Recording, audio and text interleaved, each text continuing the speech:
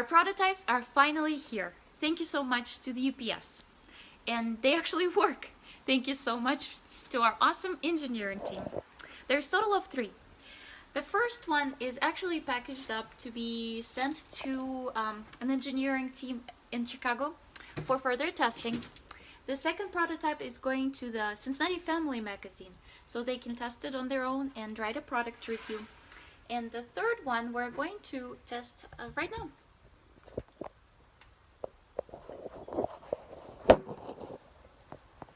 So, as you can tell, the body itself has not changed. The design has not changed since the episode 2 version of a 3D printed model. The plastic, the outer plastic is still 3D printed because it's just a prototype model, but it's going to be obviously a different quality in the final version. But it has everything that the final product will have as well. It has the patent pending technology that allows it to be completely wireless, first of its kind, and still do the heating for you on the go. So the button will turn the heating cycle on. The LED light above it will show you if it's on and ongoing, and also have a nice logo. Just sort of an older version, but I kind of like it. Maybe we can still use it. And a place to plug it in and to charge. So right now it is being charged with the cord, but in the future stages we are going to develop a charging dock to making it charging easier. So this device I've charged for about 4 to 5 hours, and it's very powerful. It has 5 to 6 cycles in it, so it can be charged overnight, let's say, and be used for the whole day of travels and adventures. So the cap is screw-on to prevent it from leaking, and it has a smaller opening to make it easier to pour into another container or to drink from. So how it works: I got some water here, which is pretty cold water, 20 degrees Celsius. Just pour it in.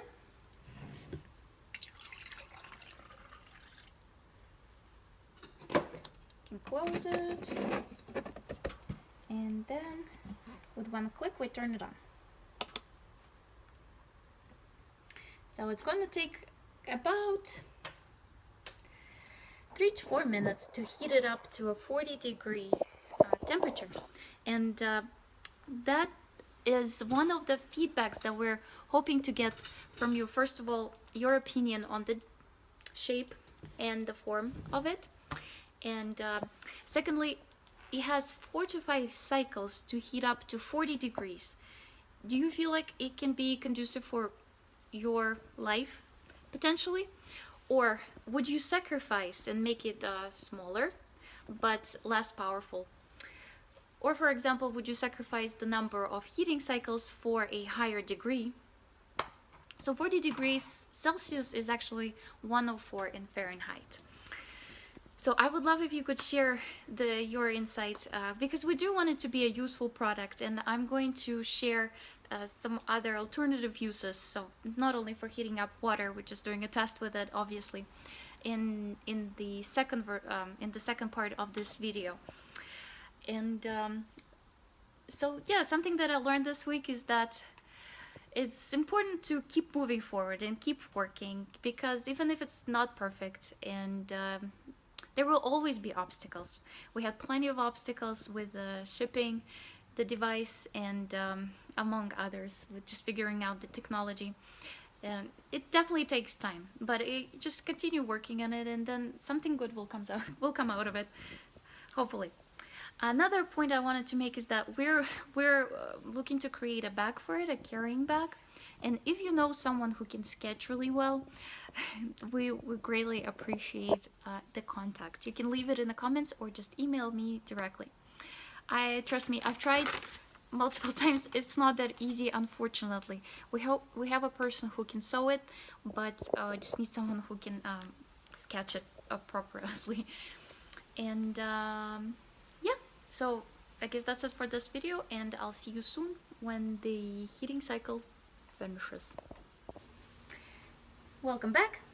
So it actually heated it up faster than I anticipated, and as you can tell, it is 40 degrees Celsius, which is 104 Fahrenheit, and the lights are off. So it automatically, the lights go off when the heating cycle is done. So that's pretty much the gist of it. Another application I wanted to share with you of how it can be used, and oops, just pouring the water out. And how the idea actually originated. I've always struggled with breast milk when you pump it and then you freeze it.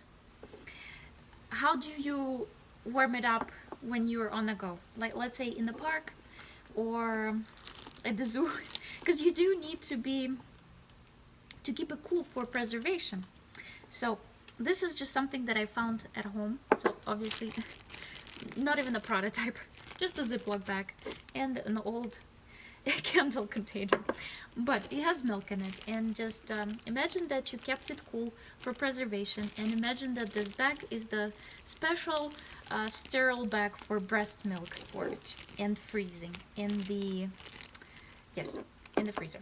So just you'll freeze it, instead of flat, you'll freeze it in a container like this, so it fits, the frozen version fits specifically inside of the container. And let's say you or your husband still want to feed your children healthiest option, healthiest alternative there is. So you'll take that with you. You'll keep it cool in the bag that I mentioned in the previous video. And once the baby is ready to eat, you'll place it inside the container, and it's going to be all, of course, measured up and done appropriate when it's produced. You will do that. Close it, turn it on, and then once it heated, you can unscrew, put it in the bottle. And the beauty of having it in the bag is that once you're done, you can just dispose of the bag instead of worrying about how would you wash your container. So you're going to have a clean container for future uses, and obviously you can use it the whole day. So that is Mox. Yes, and because we don't like to ask without giving, if you watched some of our previous episodes, you know that there is a contest going on. So anytime you leave a comment or share the videos or share our website, any information really about the product with your friends, you're entered into a contest to win a $50 gift card to a spa or sporting event, 2 tickets to a sporting event if you are into that. Thank you so much, and I look forward to any and all feedback. It could be constructive, it could be positive. I appreciate it all. And yeah, we'll see you in the next episode.